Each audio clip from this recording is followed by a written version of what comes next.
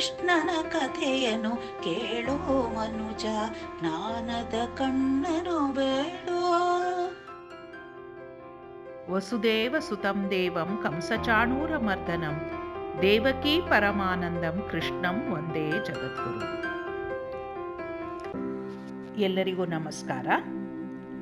ನಾವು ಇಂದು professor KS ನಾರಾಯಣಾಚಾರ್ಯರವರ Shri ಕೃಷ್ಣಾವತಾರ ಎಂಬ ಪುಸ್ತಕದಲ್ಲಿ ಅಧ್ಯಾಯ 13 ನಾರದ ಪ್ರೇರಣೆ ಕಂಸನ ಚಲಚಿತ್ತತೆ ಎಂಬ ಅಧ್ಯಾಯವನ್ನು ಓದುತ್ತಿದ್ದೇವೆ. ವಸುದೇವನ ಪ್ರಾಮಾಣಿಕತೆಗೆ ಅಷ್ಟೊಂದು ಬೆರಗಾಗಿದ್ದ ಕಂಸನ ಕೈಯಲ್ಲೂ ವಿಧಿ ಅಂದು ಹಾಗೆ ಪವಾಡ ಮಾಡಿಸಿತ್ತು. ವಸುದೇವ ತನ್ನ ಕಂಗಳನ್ನು ಕಿವಿಗಳನ್ನು ನಂಬಲೇ ಇಲ್ಲ. ಇದೇನು ಮಾಯೆಯೋ, ಮೋಸವೋ, ಹೆಚ್ಚಿನ ಸಂಚು ಇನ್ನೇನಾದರೂ ಇದೆಯೋ, ಅಥವಾ ಪರೀಕ್ಷೆಯೋ, ಅಥವಾ ತನ್ನದೇ ಭ್ರಮೆಯೋ ಎಂದು ವಸುದೇವ ಚಿಂತಾಕ್ರಾಂತನಾಗಿ ಮಗು ಬದುಕಿ ಬಂದ ಆ ಆನಂದವನ್ನು ಅನುಭವಿಸಲು ಅವನಿಗೆ ಆಗಲಿಲ್ಲ. ದಾರಿಯಲ್ಲಿ ಅರಮನೆಯ ಕಡೆಗೆ ಹೊರಟಿದ್ದ ಕ್ರೂರನಿಗೆ ಚಾರರಿಂದ ಈ ವಿಷಯ ತಿಳಿದಿತ್ತು. ತನ್ನ ಧ್ಯೇಯವಾದಕ್ಕೆ ಇದು ಕಂಸನ ನಡತೆ ನೀರೆರೆದು ಮುಖ ವಿಕಸಿತವಾಗಿತ್ತು. ವಸುದೇವನೊಡನೆ ಮಾತನಾಡಲು ಒಂದು ಕ್ಷಣವಂತೂ ನಿಂತ. ಅವನತ್ತ ನೋಡದೆಯೇ ಈ ನಿಗೂಢದ ಗರ್ಭದಲ್ಲಿ ಸಿಕ್ಕು ವಸುದೇವ ತನ್ನ ಅರಮನೆಯತ್ತ ಯಾಂತ್ರಿಕವಾಗಿ ಹೆಜ್ಜೆ ಹಾಕುತ್ತಿದ್ದ. ಜನಜಂಗುಳಿ ಅಪಾರವಾಗಿ ಹಿಂಬಾಲಿಸುತ್ತಿತ್ತು. ಈ ಕೌತುಕವನ್ನು ಕಾಣಲು ಮನೆಗಳ ಮುಂದೆಯೂ ಜನರು ನಿಂತಿದ್ದರು. ತಮ್ಮನ್ನು ತಾವೇ ನಂಬದಾದರು. ಕಂಸನ ನಡತೆ ಬಲ್ಲವರಿಗೆಲ್ಲ ಇದು ಕಪಟದ 2ನೇ ಅಂಕವೊಂದೇ ಎನಿಸಿ ಯಾರೊಬ್ಬರೂ ಧೈರ್ಯವಾಗಿ ಉಸಿರಾಡಲು ಅಸಮರ್ಥರಾಗಿ ಗರಬಡಿದವರಂತೆ ವಸುದೇವನನ್ನು, ಅವನ ತಲೆಯ ಮೇಲಿನ ತೊಟ್ಟಿಲನ್ನು ಬಿಟ್ಟ ಬಿರುಗಂಗಳಿಂದ ನೋಡುತ್ತಾ ನಿಂತರು. ವಸುದೇವ ಪತ್ನಿ ದೇವಕಿಗೆ ಆನಂದ ಬರದಲ್ಲಿ ಹುಚ್ಚು ಹಿಡಿಯುವಂತೆ ಆಯಿತು. ದೇವರಿಗೆ ಕೈ ಮುಗಿದಳು. ಕಂಸನನ್ನು ಕೊಂಡಾಡಿದಳು. ಮಗನ ಅದೃಷ್ಟವನ್ನು ಹೊಗಳಿ ಹಾಡಿ ದಣಿದು ಕಣ್ಣು ಮುಚ್ಚಿ ಶಾಂತವಾಗಿ ಅಳಲಾರಂಭಿಸಿದಳು. ಯಾರೊಬ್ಬರೂ ಮಾತಾಡಲಿಲ್ಲ. ದೇವಕಿಯೇ ಗಂಡನನ್ನು ಕೇಳಿದಳು ಮೆಲ್ಲನೆ, ಪ್ರಭು, ಈ ಅಸಾಧ್ಯ ಹೇಗಾಯಿತು? ವಸುದೇವ, ಏನಾಯಿತು?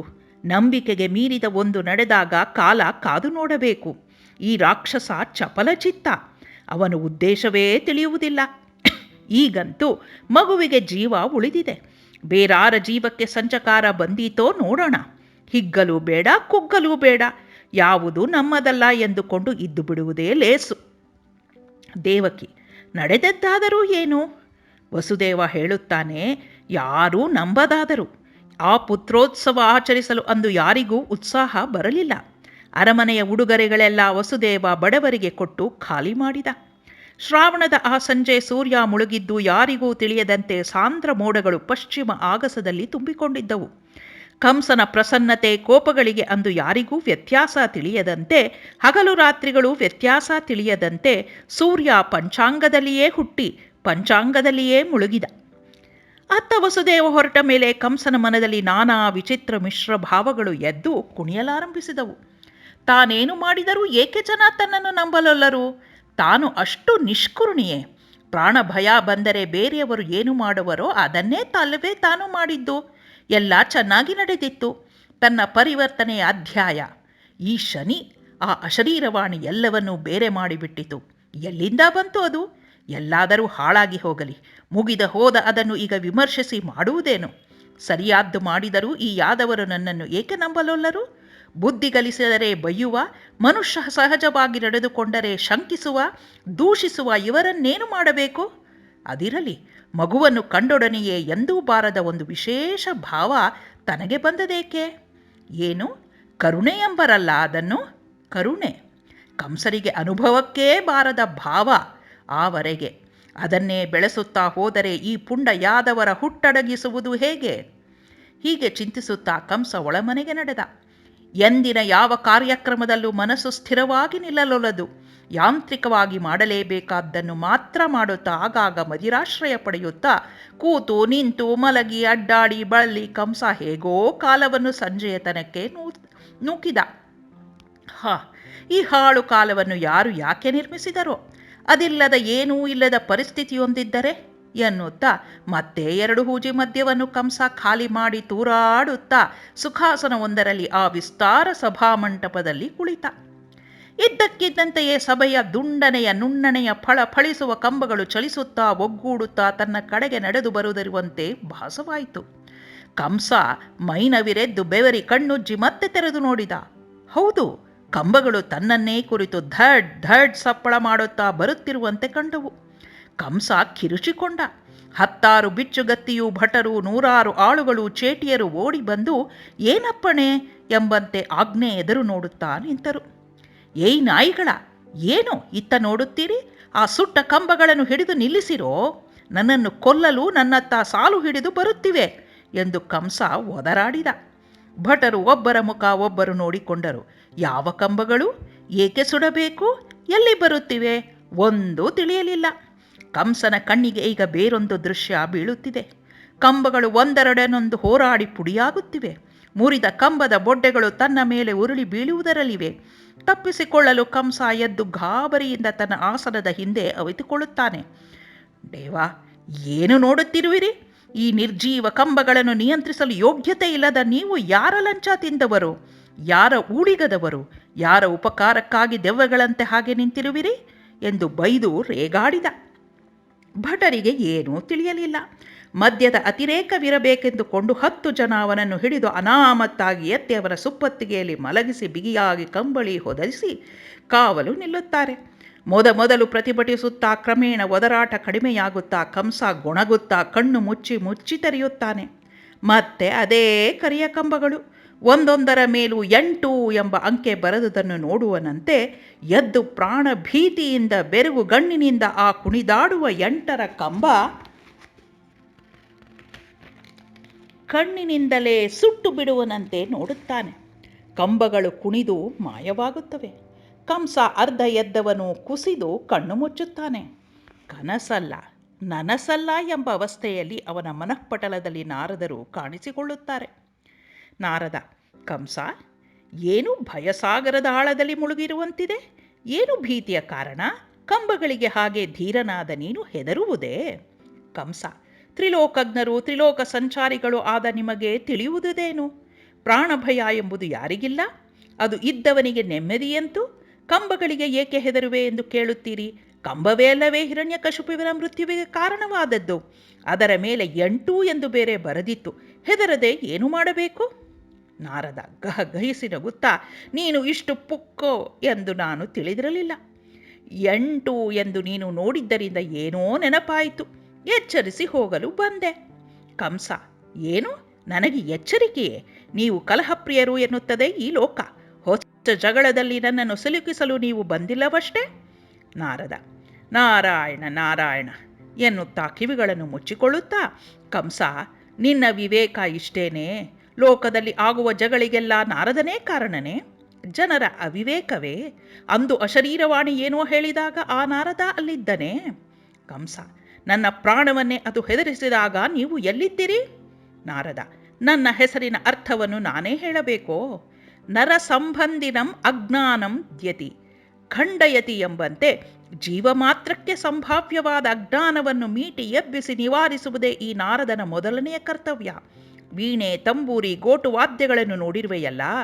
ತಂತಿ ಮೀಟಿದಾಗ ಜಡವಾಗಿ ಮೂಕವಾಗಿರುವ ಆ ತಂತಿಗಳಿಗೆ ಜೀವಾಳ ಬರುವುದು ಯಾವಾಗ? ಯಾರಾದರೂ ಮೀಟಿದಾಗ ಅಲ್ಲವೇ? ಯಾರಾದರೂ ಎಂಬುದಕ್ಕೆ ಬದಲಾಗಿ ಹದವರಿತು ನುಡಿಸುವ ವೀಣಾವಾದಕ ಆ ತಂತಿಗಳನ್ನು ಹೇಗೆ ಮೀಟಿ ಎಬ್ಬಿಸಬೇಕೋ ಹಾಗೆ ಎಬ್ಬಿಸಿದರೆ ಅಲ್ಲವೇ ಜಡವು ಅಜಡದಂತೆ ನುಡಿಯುವುದು?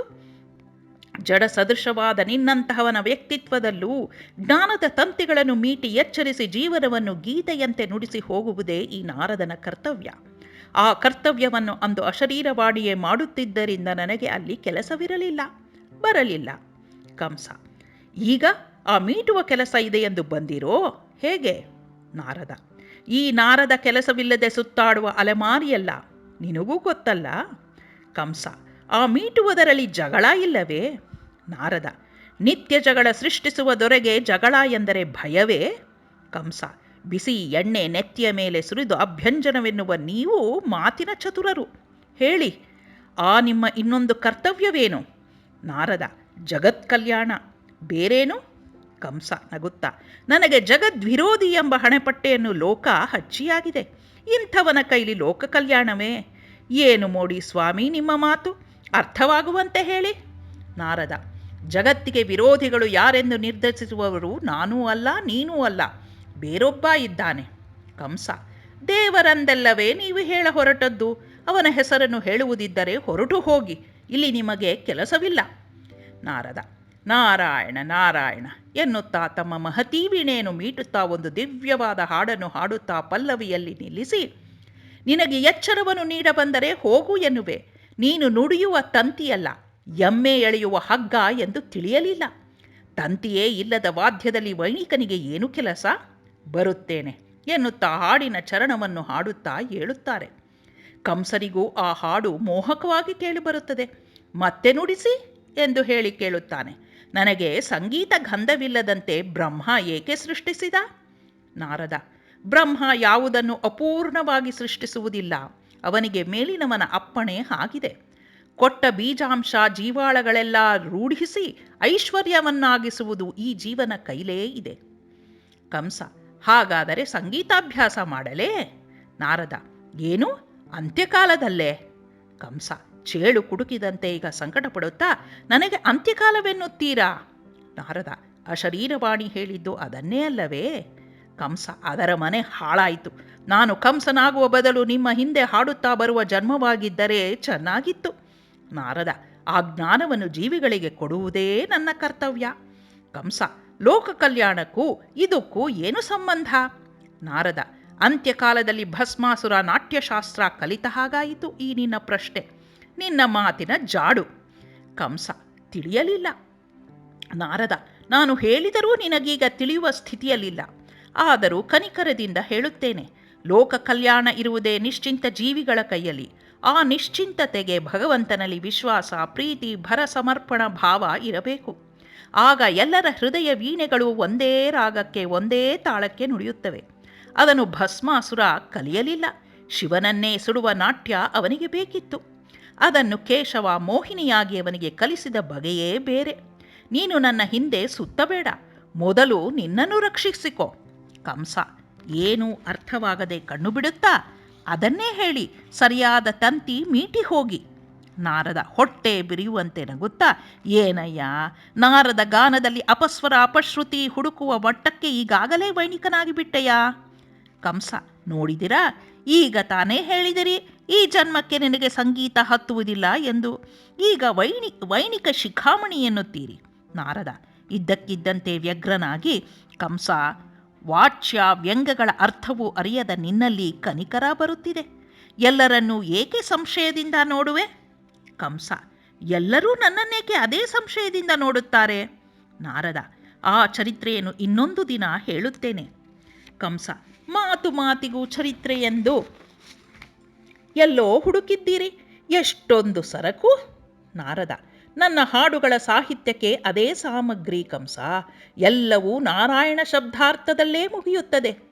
ಕಂಸ ಕಿವಿ ಮುಚ್ಚಿಕೊಂಡು, ಅದು ಬೇಡ, ನನಗೇನು ಎಚ್ಚರಿಕೆ ಹೇಳಿ. ನಾರದ, ನಿನಗೆ ಗಣಿತದಲ್ಲಿ ವಿಶ್ವಾಸ ಉಂಟೇ? ಕಂಸ, ಏಕಿಲ್ಲ? ಶಬ್ದಗಳು ಆಡಂಬರ ಮಾಡಿದರೂ ಸಂಖ್ಯೆಗಳಲ್ಲಿ ಆಡಂಬರವಿರುವುದಿಲ್ಲ. ಇದೇ ಸಾಂಖ್ಯರ ಮತ ಅಲ್ಲವೇ? ನಾರದ, ಭಲೇ ಕಂಸ, ಸಾಂಖ್ಯ ಕಲಿತ ನೀನು ಯೋಗಭ್ರಷ್ಟನಾಗಬಹುದೇ? ಕಂಸ, ಮತ್ತೆ ಅಡ್ಡ ಮಾತು ಬೇಡ ಹೇಳಿ. ಗಣಿತದ ಮಾತು ಏಕೆ, ಬಿಚ್ಚಿ ಹೇಳಿಬಿಡಿ. ನಾರದ, ಇವತ್ತು ನೀನು ಮಾಡಿದ ಮುಖ್ಯ ಕೆಲಸವೇನು ಹೇಳು? ಕಂಸ ಯೋಚಿಸಿ, ದೇವಕಿಯ ಪ್ರಥಮ ಶಿಶುವಿಗೆ ಜೀವದಾನ ಮಾಡಿ ಕಳುಹಿದೆ. ಏಕೆ? ತಪ್ಪೇ? ಇದರಲ್ಲೇನು ಗಣಿತ ಇದೆ? ನಾರದ, ಏನಂದೆ? ಕಂಸ, ದೇವಕಿಯ ಮೊದಲನೆಯ ಮಗು ಎಂದೆ, ಪ್ರಥಮ ಎಂದರೆ ತಿಳಿಯಲಿಲ್ಲವೇ? ನಾರದ, ನನಗೆ ತಿಳಿಯಿತು, ನಿನಗೆ ತಿಳಿಯಿತೇ? ಕಂಸ, ಏನು? ಏಕೆ ಮತ್ತೆ ಒಗಟಿನ ಭಾಷೆ? ನಾರದ, ಹೇಳಿಯೇ ಬಿಡಲೇ? ದೇವಕಿಗೆ ಎಷ್ಟು ಮಕ್ಕಳಾದರೆಂದು ಯಾರಿಗೆ ಗೊತ್ತು? ನೀನು ಮೊದಲು ಎಂದದ್ದು ಒಂದು ಎಣಿಕೆಯಿಂದ, ಆ ಕಡೆಯಿಂದ ಎಣಿಸಿದರೆ ಇದೇ 8ನೆಯದಾದರೆ ಏನು ಮಾಡುವೆ? ಆಸ್ಥಾನದ ಕರಿಯ ಕಂಬಗಳೆಲ್ಲ 8 ಎಂದು ಮೈ ಮೇಲೆ ಬರೆದುಕೊಂಡು ಒಟ್ಟಿಗೆ ಕಂಸನ ಮೇಲೆ ಬಂದು ಬಿದ್ದಂತೆ ಅನುಭವವಾಗಿ ಕಂಸ ತತ್ತರಿಸಿದ.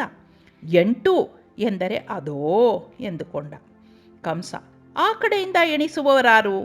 ಲೋಕ ವಿರುದ್ಧ ಇದು. ನಾರದ, ಅಶರೀರವಾಣಿ ಎನಿಸಿದರೆ ಏನು ಮಾಡುವೆ? ತಡೆಯಲು ಶಕ್ತಿಯುಂಟೇ? ಕಂಸ, ಅಂತೂ ಸರಿಯಾದ ತಂತಿ ಮೀಟಿದಿರಿ. ಇದರಲ್ಲಿ ಲೋಕಕ್ಷೇಮವೆಂತು? ನಾರದ, ಅದನ್ನು ಬರೆಯುವವರು ಬೇರೆ ನಾರಾಯಣ ಎನ್ನುತ್ತಾ ಅದೃಶ್ಯರಾಗುತ್ತಾರೆ. ಇಲ್ಲಿಗೆ ಅಧ್ಯಾಯ 13 ಮುಗಿಯಿತು. ಶ್ರೀಕೃಷ್ಣಾರ್ಪಣ ಮಸ್ತು.